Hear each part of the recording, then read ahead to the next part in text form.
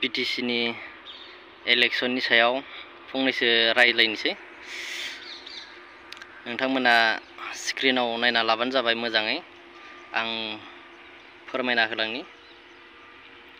माने जोंनि बिटिसिआव गासै बेसेबां कन्स्टिटुएन्सि दङ बेनि सायाव फोरमायनि आं। नायलांबानो जाबाय। गासै केन्डिडेटआ देग्लाय 382 केन्डिडेटआ एक्सेप्टेड जाबाय। गासै एप्लाइ खालामनाया 384 एप्लाइ खालामदोंमोन, 2 रिजेक्ट जाबाय। दा बाक्सायाव गासै 64 नमिनेसन होदोंमोन आरो चिराङाव 63 नमिनेसन गथायदों आरो क'क्राझाराव 131 एक्सेप्टेड जादों। ओमफ्राय 132 दा एप्लाइ खालामदोंमोन, 1 रिजेक्ट जादों आरो चिराङावबो 1 रिजेक्ट जादों। 64 मोन चिराङाव, 63 एक्सेप्टेड जादों। बेनिफ्राय तामुलपुराव 50 एप्लाइ खालामदोंमोन, 50आनो एक्सेप्टेड जादों आरो तामुलपुरनिफ्राय उदालगुरियाव गासै 74 एप्लाइ खालामदों, 74आनो एक्सेप्ट जादों। स्क्रिनावबो होगोन आं, नायना लाबानो जाबाय। बिनि सायाव गासै माबाखौ क'क्राझाराव बेसेबां कन्स्टिटुएन्सि दङ, चिराङाव बेसे दङ, बाक्सायाव बेसे दं, तामुलपुराव बेसे दं, उदालगुरियाव बेसे दं नायलांबानो जाबाय। आं स्क्रिनाव होगोन। क'क्राझाराव गासै 1 2 3 4 5 6 7 8 9 10 11 12 12टा कन्स्टिटुएन्सि दङ। बेनिनो फरायथिना होनि आरो स्क्रिनावबो नायबानो जाबाय।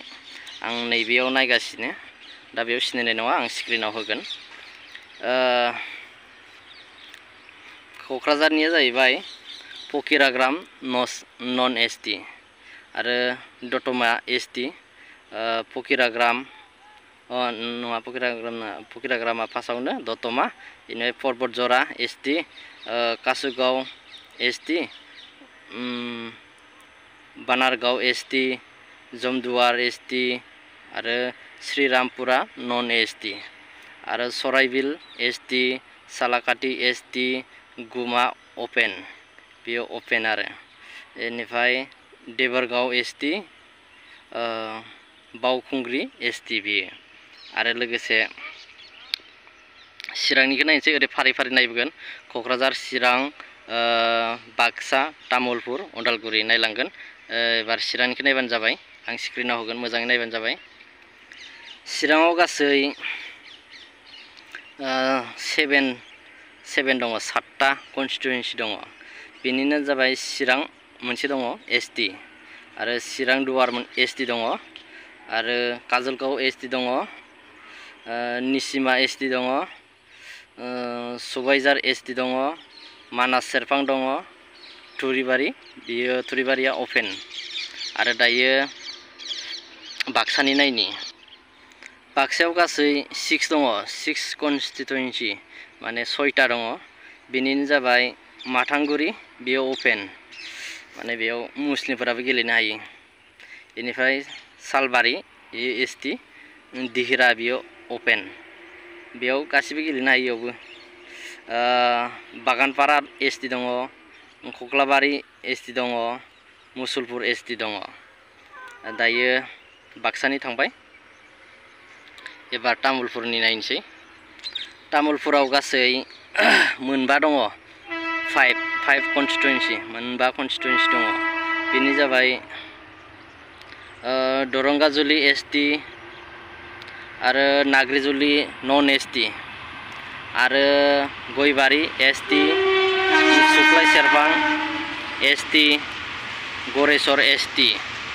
एबार उदालगुरिनिखौ नायनोसै। जोबजासिम नायबानो जाबाय, आं फारि फारि खोन्थागोन।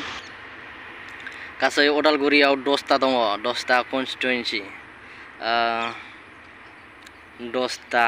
बिनिनो 10टानि मोदैबारि बेयो अपेन,